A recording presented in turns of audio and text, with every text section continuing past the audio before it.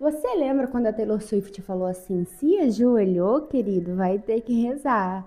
É, mas não foi nesse sentido, não. Ela falou assim: você vai rezar no meu túmulo porque você me matou, seu filho da puta. Bora lá falar sobre duas músicas em que a Taylor Swift usa religião como substância narrativa daquilo que ela quer expressar. E eu também vou explicar o que é substância narrativa pra vocês. Let's go, caralho! Primeiro, como sempre, vou deixar o meu aviso que tudo que eu falo aqui é uma grande hipótese.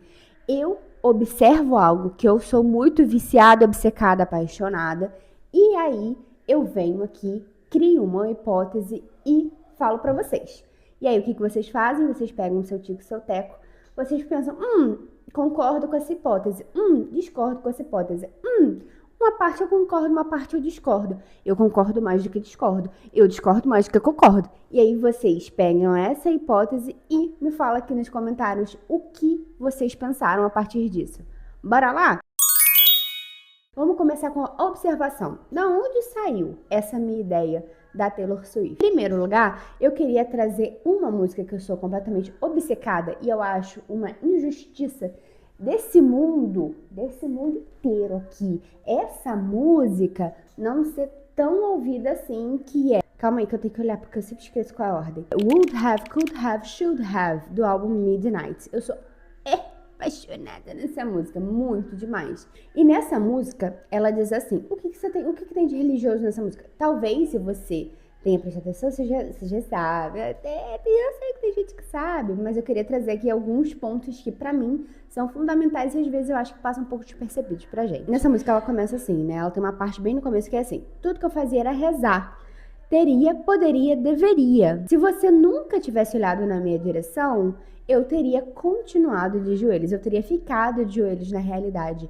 E aí essa parte é muito interessante porque ela fala literalmente que se esse filho da puta não tivesse passado da vida dela, ela continuaria sendo uma pessoa com fé. Mas ele fudeu tanta cabeça dessa garota que ela até perdeu a fé. Então, assim, pesado. Porque a partir do momento que nenhuma das preces dela foram respondidas, ela precisou o quê? Ela precisou, com certeza, eu jamais teria dançado com o diabo se as minhas preces tivessem sido respondidas. É basicamente isso que ela fala na música. Ou seja, mano, você me deu as costas e agora eu passei por isso. Como assim? Essa música ela fala muito sobre fé.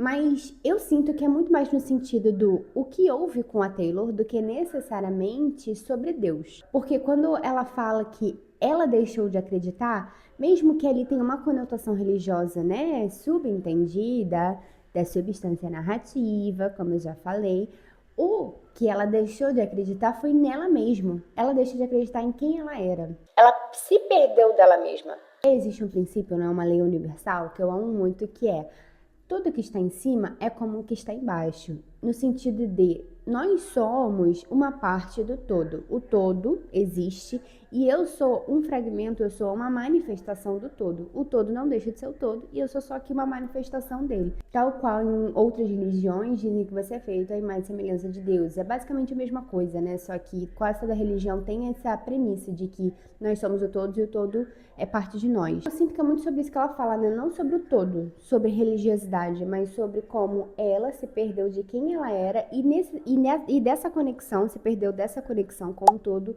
por causa dessa fé dela que foi afetada pela dor que ela sentiu nessa relação, nessas preces que não foram atendidas. Eu tenho que falar e escrever, gente. Eu não consigo falar e No escrever. segundo verso, ela diz assim: se você nunca tivesse me tocado, eu teria continuado junto com os justos. E aqui tem um duplo sentido, né? Que ela poderia ter não seguido no mau caminho, ela seguiria com os justos, ela seguiria o caminho do bem. Ou, se ele não tivesse tocado nela, ela não teria perdido a inocência dela, no sentido literalmente de, né? Entendeu? Isso aí. E logo depois ela trata essa música, né? Would have, could have, should have, como se a música em si fosse uma oração feita para essa pessoa que quebrou ela, que tirou ela do caminho dos justos. Ela ela canta essa música como se fosse uma prece feita de ódio, de raiva a essa pessoa que machucou quem ela era. E por fim, chegamos à ponte, que é a minha parte preferida, gente, só tristeza. Essa música é só tristeza. Tristeza e depressão, não tem como. E aí a gente chega na morte de quem a Taylor foi. Ela fala que Deus descanse a minha alma. E essa frase é muito comum. Ela é falada lá em funerais para quando as pessoas morrem, né? Que Deus descanse a alma dele e tudo mais. Então a Taylor fala que Deus descanse a minha alma, sinto a falta de quem eu costumava ser. E depois ela fala vitrais na minha mente. E onde geralmente a gente encontra vitrais? Em igrejas ou lugares religiosos. E aí eles são a referência dessa dor que veio de um lugar que um dia para ela foi santo. Que essa relação foi quase santa e chegou em um momento em que ela foi, na realidade, Lúcifer, né? Desviando do caminho de acordo com algumas religiões aí. Eu sou muito obcecada nessa música. Tem várias outras pequenas referências que a gente pode encontrar no meio delas, mas para fins didáticos, vamos seguir em frente. A outra música que fala sobre religiosidade da Taylor Swift, ela é óbvia porque está escrito no nome da música, que é Guilt as Sin, culpada como pecadora, ou seja, quem te culpa como pecadora nos dias de hoje é uma figura religiosa. Então ela tem meio que uma metáfora ali sobre o que seria ser culpada como pecadora. Ela começa falando assim, ó: eu estou tendo visões. Eu sou má, eu sou louca ou eu sou sábia. Isso faz uma referência direta a Cassandra, que é uma música do mesmo álbum, né? The Torturous Poets Department. Que a Cassandra é essa mulher que Apolo deu pra ela visões, porque ele queria ter um trocinho com ela. A Cassandra falou assim, não tô de boa. E aí o Apolo falou assim, ah é? Então eu vou transformar essas visões, esse presente que eu te dei, vai transformar numa maldição. Então ninguém nunca vai acreditar nessas visões que você tem aí. E aí a Cassandra, ninguém nunca acreditou nas visões dela. E é essa metáfora que a Taylor usa na música Cassandra, né, que ela tem nesse mesmo álbum. Então, isso é uma ligação direta. Quem geralmente tem visões? Visões, geralmente, quem tem profetas, sacerdotes ou sacerdotisas. Então, são essas pessoas que são conectadas aos deuses ou a um deus, dependendo aí da religião. Então, ela tá tendo essa visão porque ela é uma pessoa sábia, porque ela tá louca ou porque ela foi uma pessoa ruim?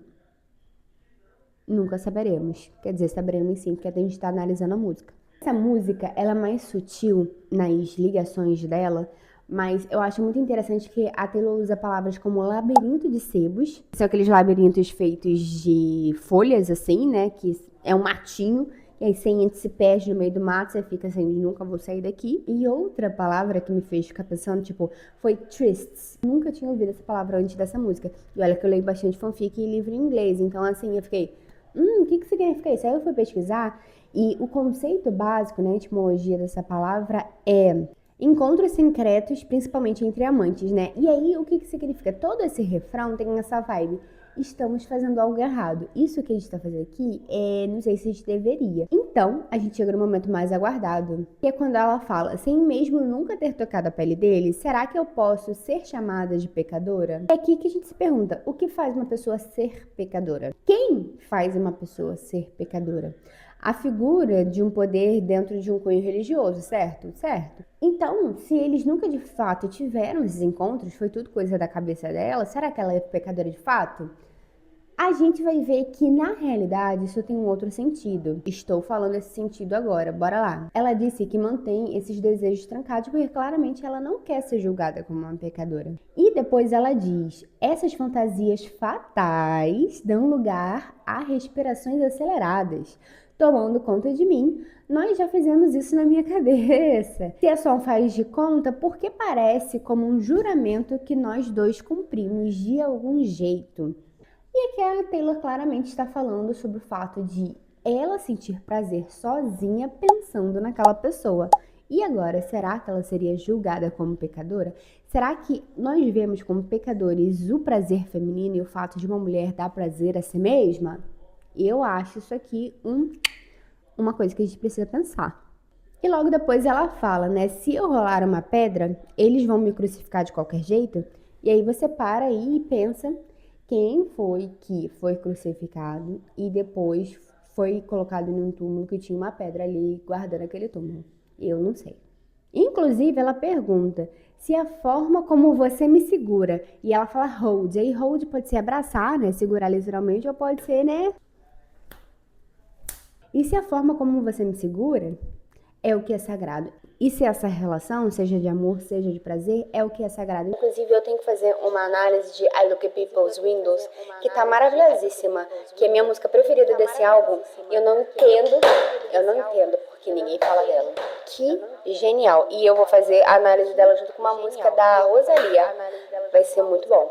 Aqui só pra finalizar, estamos chegando ao fim. Essa música ainda tem outros pormenores, mas como eu disse, você pode ir lá olhar e tirar suas próprias conclusões se você quiser, porque não tem como a gente ficar falando de cada segundinho dessa música. Quer dizer, tem como tem, né? Mas aí também não tenho tempo. Talvez um dia pros membros, se vocês quiserem, eu faço, sei lá, uma live só analisando as músicas que vocês me pedirem e a gente vai lá, analisa palavra por outra palavra. Mas, até lá, enquanto no começo de carreira ainda não tenho membros e não tenho pessoas que queiram essa minha análise, mas terei em breve porque eu estou profetizando tal qual Taylor Swift, ela termina, né, uma das últimas frases da música é: eu escolho eu e você religiosamente, todos os dias e acima de tudo. Então, qual é a minha hipótese depois de toda essa observação, né? A minha hipótese é, a Taylor sempre tem uma substância narrativa, isso eu já falei. E ela sempre tem um tema para cada música dela. E todos esses temas estão conectados com a mensagem que ela quer passar naquele álbum especificamente, né? Midnight, por exemplo, é um álbum que fala sobre términos de ciclos. Vida, morte e vida, é aquilo que eu chamo. Que eu chamo não, né? Que Clarissa chama. A gente só usa esse termo dela, que é maravilhoso e que representa literalmente o ciclo da vida. Inclusive, ai gente, tem tanta coisa que eu amo. Tem uma música da Melanie Martinez, eu não sei como se pronuncia o sobrenome dela, que ela fala It's life, it's death, it's life, it's death. E aí ela fica falando isso no final da música. E aí se você parar pra prestar atenção, a tradução acaba sendo exatamente a vida é morte, a morte é vida, a vida é morte, a morte é vida, a vida é morte, a morte é vida. E eu achei isso genial. Inclusive, eu quero fazer uma análise de todas as músicas da Melanie um dia também. É isso, gente. É para isso que eu tô aqui. Então, no álbum Midnight, voltando ao assunto, ela fala sobre finais de ciclos. Ou começos de ciclos. Ela tá sempre falando sobre meia-noite. Meia-noite é o quê? O final de um dia e o começo do outro. Então ela tá sempre nesse círculo. Todas as músicas de Midnight, elas têm essa substância narrativa. E aí, tanto que na música... Could have, should have, não, na música... Ai, meu Deus, caramba, sempre esqueço a ordem. Would have, could have, should have. Ela fala muito se a gente encontra paz na morte... porque isso daqui não morre. Ela fala bastante sobre esses finais de ciclos e como tem algumas dores que são tão profundas que mesmo depois da morte elas continuam doendo. Eu amo muito. Então, quando eu falo que ela usou a religião ali como uma substância narrativa, na realidade ela usou a religião como tema dentro da substância narrativa dela, né? Essa é a diferença. Você tem a sua substância, o que você tem ali de base sempre, e aí você pode usar o tema que você quiser, que sempre vai ter sua voz. E ninguém nunca vai conseguir ser como você. O que eu quero finalizar aqui, né? Eu não tô falando que a Taylor tava blasfemando, nem nada do gênero. Mas ela vê essas relações interpessoais, às vezes, como algumas relações divinas. Ela vê algumas relações como religiosas, ou até mesmo um punimento por ela não ter seguido aquele caminho dos justos, tal qual, né? Não vou falar o nome da música, porque vocês já sabem que tá sendo uma dificuldade aqui pra eu lembrar sempre a primeira palavra da música.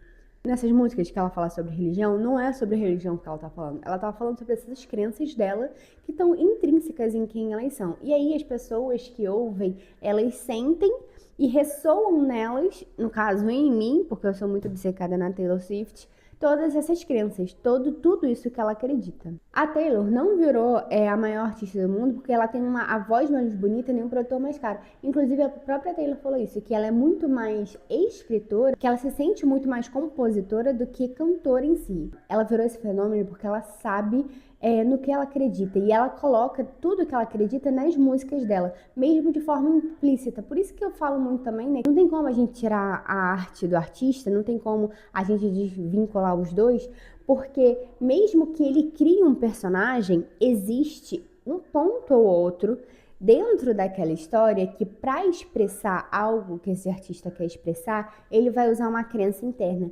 E aí, às vezes, a gente lê um negócio pensando que é um troço assim, muito do bobinho, e no fundo, nosso subconsciente entende a mensagem que aquele artista quis passar. Gente, isso é real, tá? Tem mensagens que quando a gente lê, a gente não entende de uma forma superficial, mas o nosso subconsciente entende. Por isso que não tem como diferenciar o artista da arte. E aí, como a Taylor criou essa substância dela e qualquer pessoa pode criar a própria substância. Porque ela sabe o que ela acredita. Existem algumas formas de você criar a sua própria substância, inclusive autodesenvolvimento, desenvolvimento pessoal, entender o que você quer, o que você não quer. É a principal delas e é a que eu vou te dar a dica aqui, né? Se você quiser desenvolver a sua. Pare para pensar em tudo aquilo que você gosta, em tudo aquilo que você não gosta. E o que você gosta, por que você gosta daquilo, o que você não gosta, por que você não gosta daquilo. E aí você fala assim, eu não sei. Não sei o que eu gosto e o que eu não gosto. Aí você vai ver, sei lá, um vídeo no TikTok. Aí você amou, você viu o vídeo até o final. Por que eu gostei desse vídeo? Por que eu não gostei desse vídeo? Um vídeo que passou assim, você pulou. Por que eu não... Aí você volta nele e fala assim, por que eu pulei esse vídeo? Faça essa autoanálise. Quando você entende, pelo menos o básico, isso é o básico do básico do básico, que a maioria das pessoas não tem nem a mínima noção. Quando você entende que você gosta e que você não gosta, você consegue entender com quem você não quer falar e com quem você quer falar. E aí, quando você entende com quem você quer falar, você consegue criar toda uma estrutura que tem o que você ama e o que muito provavelmente aquelas pessoas gostam também, ali, intrínseca naquela estrutura que tem uma base, uma substância muito bem construída. Como sempre, não se esqueçam de se inscrever aqui no canal. Vou voltar em breve, não sei com qual de todas essas músicas aqui, que eu falei várias músicas que eu queria analisar, mas em breve tô aí. Caiu minha caneta.